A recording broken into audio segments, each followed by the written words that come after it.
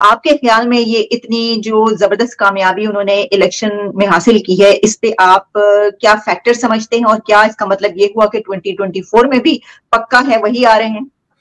आलिया, ये मेरे ख्याल में प्री इलेक्शन था। प्री इलेक्शन एक पोल, जिस तरह यहाँ अमेरिका के अंदर मिड टर्म इलेक्शन होते हैं, उससे फोरकास्ट की जाती है और गवर्नमेंट की और लीडर्स की परफॉर्मेंस को चेक किया जाता है। ये बिल्कुल वही तरीका था। इस पे मेरा तो यही ऑलमोस्ट यही फोरकास्ट कर रहा था। उसकी वजह ये है कि मोदी साहब कभी भी इलेक्शन कैंपेन से बाहर हुए ही नहीं। वो हमेशा हर चीज ही लग रहा होता है जिस तरह कैंपेन चला रहे हैं।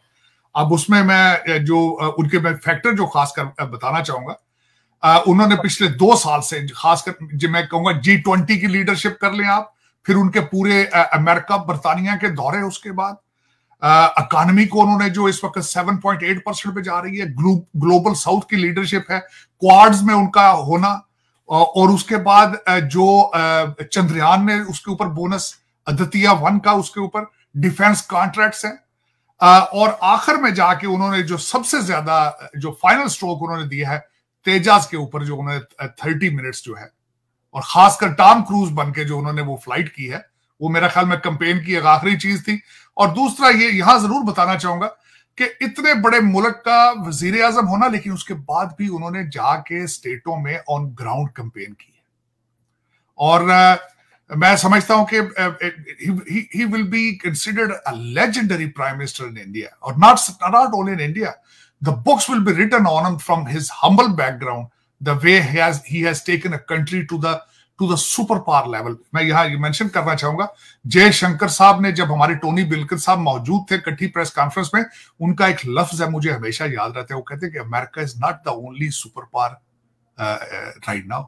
तो वो ओरिजिनली उनकी डिटर्मिनेशन, उनकी और उनकी विल और उनकी appetite to become a super power in the world, that's remarkable. और उसका मैं क्रेडिट जो है वो मोदी साहब को दूंगा। और उसका अल्टीमेटली जब आप कौमों को लेकर आगे जाते हैं, जब आप नेशनलिज्म को देते हैं, जब उनको आप बताते हैं कि we have a future, sky is the limit, space is the limit, तो उसमें जब आप जाते हैं तो उसमें अल्टीमेटली फिर कौम आपके पीछे जाती है।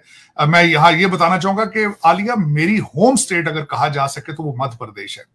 मैं इंदौर जो है और भोपाल में वहां जाता भी हूँ। मैं अभी भी जाऊंगा तो जाऊंगा, बल्कि अभी जा रहे हैं सारे, कुछ ही दिनों में इंडिया जा रहे हैं। मैं बिल्कुल 2-3 हफ्तों के अंदर जाने का मेरा प्रोग्राम है। एक शादी अटेंड करूंगा न्यू दिल्ली में और फिर मैं इंदौर जाऊंगा। इस दफा मैंने सोचा है कि मैं बाई रोड न्यू दिल्ली से, एक बहुत खूबसूरत हाईवे बन चुकी है, न्यू दिल्ली से इंदौर जाऊंगा बाई रोड।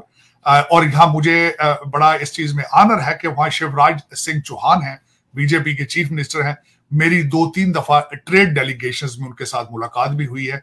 और बल्कि मैं जिस तरह बताया कि मेरी, आप इस तरह कह सकते हैं होम स्टेट के मेरे फैमिली मेंबर जैसे लोग हैं वहां पे इंदौर में। मेरे बच्चे की शादी में वही इंदौर से लोग आए थे पाकिस्तान, तो वो मेरे लिए एक जिस तरह ये going back to my home. और there is a person in Indore is a father figure to me. At the same time he always tell me and say me I am his adopted son, and he's migrating from Pakistan, from Bannu area, Sardar Sikh है। लेकिन ये कि उसमें, और मेरा ये वादा है आलिया कि मैं जाऊंगा, मेरी ख्वाहिश है कि आपके साथ वहां लाइव करूं न्यू दिल्ली से। जरूर साजिद साहब, बिल्कुल। मैं तो इसके लिए अभी से रेडी हूँ। आप जैसे ही वहां पर पहुंचेंगे, और हमारी ख्वाहिश होगी, बल्कि मेरी तो ख्वाहिश होगी कि वहां पे कोई ऐसी जगह पर आप वहां पर मौजूद हो और हम आपसे बात कर सके, आप वहां पर दिखाएं, सारा जबरदस्त काम हो जाए। बिल्कुल, आपको अपनी पर्सनल फीलिंग्स बताऊंगा। बल्कि एक तो मैंने एक्सप्रेस किया अपने कुछ दोस्तों से, मैंने कहा यार, क्योंकि अच्छा वहां मैंने बड़ी जगह देखा है कि कई जगह पे गुरुद्वारे, मस्जिदें, मंदिर एक ही चौक में होते हैं, एक ही सिलसिले में। मैंने 1-2 लोकेशंस किसी को कहा था आइडेंटिफाई करना, जहां पे मंदिर, गुरुद्वारा और मस्जिद साथ हों, तो उनके दरमियान खड़े होकर आपसे मैं लाइव बात करूं। क्योंकि मेरी जो ख्वाहिश है ओरिजिनली आलिया, वो ख्वाहिश ये है कि हमारे उस वक्त जो कुछ भी हुआ 1947 में, लेकिन we have to move forward. अब उन पीछे जब जाएंगे तो वो पीछे ही रह जाते हैं। आप you have to move forward. और जो एक कॉन्सेप्ट है दुनिया का, जिस तरह ईस्ट जर्मनी वेस्ट जर्मनी इकट्ठा हो गया था, चले आप बॉर्डर सॉफ्ट करें, ट्रेड करें, आप इकट्ठे रहने की बात करें, लर्न करें एक दूसरे से। अब जो चीजें हैं, नफरतों से अब आगे निकलना चाहिए। 76 साल हमने उसको ट्राई कर लिया है, लेकिन this is a time we have to move forward, we think about next generation. और साजिद साहब, आपने ये जो बात की कि मैं चाहूंगा वहां पर एक तरफ मंदिर, एक तरफ मस्जिद, ऐसी किसी जगह पर मैं करूं, तो हमने ये देखा कि जो बड़ी बात की जाती थी, लेकिन मोदी साहब को जो वोट मिला है वो तो मुसलमानों का भी वोट मिला है, तो इसका मतलब ये हुआ कि वो हर तबके से उनको वोट मिला। देखिए, बल्कि 2-3 कैंडिडेट्स को मैंने इस इलेक्शन को डेली बेस पे मैं वॉच करता था, इसमें 2-3 कैंडिडेट्स जो है वो मुसलमान आए हैं, मुसलमान एरियो से। और दूसरा मैं समझता हूँ, एक जब टाइड ऊपर जाती है तो किश्तियां, सारी किश्तियां ऊपर जाती हैं, किश्तियां को नीचे नहीं रह जाए। भारत एक ताकत जब बनेगा तो मुसलमान भी उसकी ताकत बनेंगे। मेरे ख्याल में सेकंड बिगेस्ट माइनॉरिटी है वहां पे वो, तो ये कह देना कि नहीं वो उसका हिस्सा नहीं है, ये ज्यादती होगी। बल्कि मेरे ख्याल में वहां सिख भी हैं, वहां क्रिश्चियन भी हैं। और मैं जो मेरा ख्याल है, जब मैं पहली दफा भारत गया था तो वापस आके मैंने आर्टिकल लिखा था, एक उस वक्त एक न्यूज़पेपर था, उनके एडिटर मेरे वाकिफ थे, तो उनसे मैंने लिखा यही था कि India from a Pakistan is I, मेरा ये आर्टिकल था।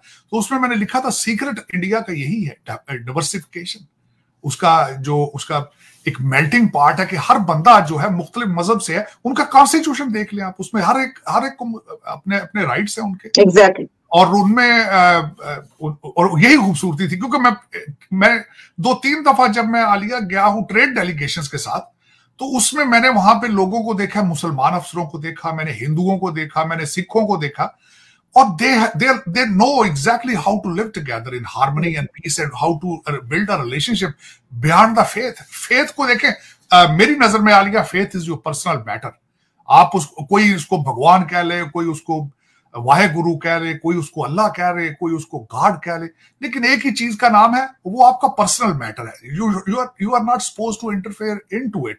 आप देखें कि how he is treating you, what kind of feelings और passion he has against you. Matter of fact that matters मेरे ख्याल में। लेकिन जो नजर आ रहा है जी सर साहब, ये जो आपने बात की, इसके अंदर एक ये भी बात कि अब क्योंकि ये भी बात कही जा रही है ना कि जो नेशनलिज्म उन्होंने वहां पे उजागर किया, तो अब जाहिर है कि वो ये वाले इलेक्शन जीते, कहा जा रहा है कि अगले इलेक्शन भी पक्का जीते, तो फिर उसके बाद जो नेशनलिज्म है वो मजीद भी रेज होगा। और तो पाकिस्तान जो है उसकी तरफ से जो वो बात की जाती है, आपको पता ही ना कि जनाब ये तो मोदी आ रहा है, तो वो तो खौफ पैदा हो गया कि भाई ये क्या हो जाएगा।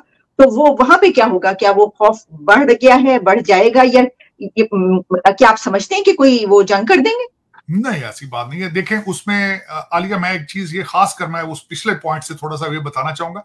दुनिया में इस वक्त तरक्की करने के लिए स्ट्रॉन्ग लीडर की जरूरत है, और उसको लेजिस्लेशन में 2/3 मेजॉरिटी की जरूरत है, अदरवाइज आप तरक्की नहीं कर सकते। मैं इस वक्त जिस कंट्री में बैठा हूं, यहां पे 235 साल की जमहूरियत की हिस्ट्री मौजूद है, लेकिन डेडलॉक है लेजिस्लेशन में। लीडर सिर्फ अपनी पार्टी की सपोर्ट में लेजिस्लेशन नहीं कर रहे, कौम का नुकसान हो रहा है। तो ये बिल्कुल एक मैं समझता हूं it's a strong mandate the Modi ji has it, and that is the only way to move forward. अब कई लोग इसको कह देते हैं दिस इज अथॉरिटेरियनिज्म, और कई लोग कहेंगे इसको one party rule, but that works, it is working. I am telling you it's working. जहां पे कोलिजन गवर्नमेंट्स होती हैं, वहां कौमें तरक्कियां नहीं करती। ये एक तो मैं उस पर ये ऐड करना चाहता। दूसरा उसमें ये मैं बताना चाहूंगा कि आपने पूछा पाकिस्तान के हवाले से। पाकिस्तान के हवाले से मैं यह मेंशन करना चाहूंगा, मोदी साहब भी वैसे एक लीडर थे जिन्होंने नवाज शरीफ के दौर में उनके घर गए, तो उसको आप ये नहीं कह सकते। हवा तो खैर मीडिया ने बनाना होता है, जिसका हिंदुत्व का आइडिया उनके ऊपर लगाते हैं, जिनका उनको। अब देखें, हिंदुस्तान की मेजॉरिटी पॉपुलेशन हिंदू है, तो जाहिर है वो उनका ही मैंडेट आगे लेके जाएंगे ना, वो मिनॉरिटी का मैंडेट तो नहीं आगे रखेंगे। अब उनके ऊपर उसको लगा दिया जाता है जी आप हिंदुत्व है, फिर वो अच्छा, बड़े अरसे से ये बात है कि आज की मोदी जी की नहीं है, कि जब भी इलेक्शन होता है बॉर्डर पे तनाव होता है, ये दोनों साइडों से होता रहा। लेकिन अब मेरे ख्याल में एक तो उनका पॉपुलैरिटी बहुत ज्यादा है, उनको जरूरत नहीं, जिस तरह वो हमारे बासत साहब ने प्रोग्राम करके कहा था कि शायद बालाकोट जैसा दूसरा वाकया हो जाए। अब वो they have travelled way far ahead of it. उनकी पॉपुलैरिटीज और उनके टारगेट्स डिफरेंट हैं। उनके targets not Pakistan any more, they are regional power. आज नेवी डे था उनका, मैं बल्कि मेंशन करना भूल गया हूं, और उस पर मोदी जी गए थे, वहां पे उनके एक्सरसाइजेस देख रहे थे। मैं आज उनकी एक्सरसाइजेस देख रहा था, और it was quite impressive. They don't have no match in matter of fact, forget about Pakistan. They don't have any match in global south. अब उनकी टक्कर आगे सामने आएगी तो सिर्फ टक्कर उनको इंडिया चाइना ही दे सकता है। चाइना ने पिछले अरसे में अपनी नेवी को बहुत स्ट्रांग किया, बल्कि अमेरिकन नेवी से आगे जा चुके हैं। अमेरिका के अंदर जितनी प्रेसिडेंशियल इस वक्त डिबेट्स हो रही हैं उनमें Chinese navy is number 1 target होता है। they have gone way above the American Navy। तो उसमें लेकिन मैं जो कहना चाहूंगा कि पाकिस्तान को अब चाहिए कि you haven't remain competitive anymore। आप competitive नहीं, पहले हमेशा आपका कंपैरिजन किया जाता था भारत के साथ, अब नहीं हो रहा, हो ही नहीं सकता, पॉसिबल नहीं, बल्कि पाकिस्तान के साथ ज्यादती होगी अगर आप भारत के साथ उसका कंपैरिजन करेंगे। आपने तो उसकी जो हालत कर दी है पाकिस्तान की, अब तो अफगानिस्तान से भी कंपैरिजन नहीं बन रहा, बांग्लादेश बहुत आगे जा रहा है आपसे। लेकिन उसमें ये सोचना कि पाकिस्तान के अंदर अब मोदी आएगा तो पता नहीं अटैक हो जाएगा। पहले अटैक किया उन्होंने, बल्कि सबसे बड़ी बात यह उनका गिला, जब भी मैं बैठता हूं अपने भारतीय दोस्तों के साथ, वो कहते हैं जब भी हमने आपकी तरफ दोस्ती का हाथ बढ़ाया है, आपने फौरन उसके बाद कोई बैकफायर की चीज।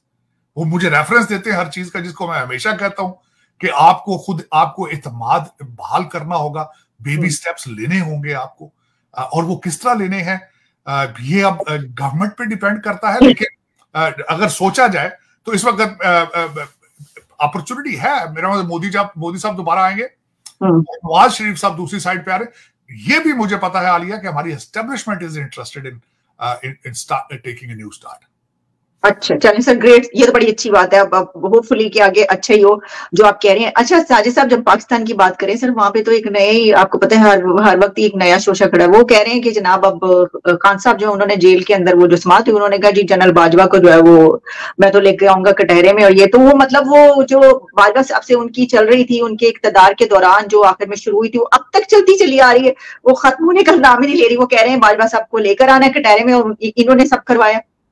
नहीं, दर हकीकत जो देखा जाए तो हमारे इमरान खान साहब एक चीज के बड़े सख्त एक्सपर्ट हैं, कंट्रोवर्सीज के। मध्य प्रदेश, राजस्थान, छत्तीसगढ़ और तेलंगाना में वोटों की गिनती चल रही है। पिछले महीने ही इन चारों राज्यों में विधानसभा चुनाव संपन्न हुए हैं। एमपी, राजस्थान और छत्तीसगढ़ वो 3 राज्य हैं जहां बीजेपी सरकार बनाते हुए दिख रही है। शुरुआती रुझानों में तीनों ही राज्यों में बीजेपी बहुमत के आंकड़े को पार करते हुए नजर आ रही है। बीजेपी की इस जीत से पाकिस्तान के पूर्व लेग स्पिनर दानिश कनेरिया गदगद नजर आ रहे हैं। दरअसल दानिश ने कांग्रेस और पार्टी के नेता राहुल गांधी का नाम लिए बिना उन पर तंज कसा है। कनेरिया ने सोशल मीडिया प्लेटफॉर्म एक्स पर ट्वीट कर पूछा है पनौती कौन है। अपने इस ट्वीट के साथ उन्होंने हंसते हुए इमोजी भी शेयर की है। उनके इस ट्वीट को 14,000 से ज्यादा लोगों ने लाइक किया है, जबकि 1,000 से ज्यादा लोगों ने इस पर कमेंट किया है। पाकिस्तान के पूर्व लेग स्पिनर के इस ट्वीट को 3 लाख के करीब लोगों ने देखा भी है। दानिश ने पनौती वाले सवाल के जरिए कांग्रेस पर इसीलिए तंज कसा है क्योंकि कांग्रेस नेता राहुल गांधी ने हाल ही में तेलंगाना में एक जनसभा के दौरान इस शब्द का इस्तेमाल किया था। राहुल ने ICC cricket world cup final match में ऑस्ट्रेलिया के हाथों भारत को मिली हार का जिक्र किया। इसके बाद उन्होंने कहा कि टीम आसानी से मैच जीत रही थी, तभी वहां पनौती पहुंच गया और हमारी टीम को मैच हारना पड़ा। राहुल के जरिए इस विवादित शब्द का इस्तेमाल किए जाने के बाद कहा जाने लगा कि कांग्रेस नेता का इशारा प्रधानमंत्री नरेंद्र मोदी की ओर था। कांग्रेस के ऑफिशियल एक्स हैंडल से भी राहुल के पनौती वाले बयान को ट्वीट किया गया था। यही वजह थी कि इस मुद्दे पर कांग्रेस और बीजेपी के बीच काफी विवाद भी हुआ। कांग्रेस नेता ने भी कई जगह इस शब्द का इस्तेमाल किया। वहीं माना जा रहा है कि दानिश ने पनौती शब्द का जिक्र इसलिए किया क्योंकि मध्य प्रदेश, राजस्थान, छत्तीसगढ़ में बीजेपी की सरकार बनती हुई नजर आ रही है। उम्मीद की जा रही थी कि कम से कम छत्तीसगढ़ में कांग्रेस की सरकार बन जाएगी, लेकिन रुझानों ने कुछ और तस्वीर पेश की है। ऐसे में दानिश ने कहीं न कहीं इस बात को ध्यान में रखते हुए पनौती वाला सवाल पूछा है। दानिश खुलकर प्रधानमंत्री नरेंद्र मोदी का भी समर्थन करते रहते हैं।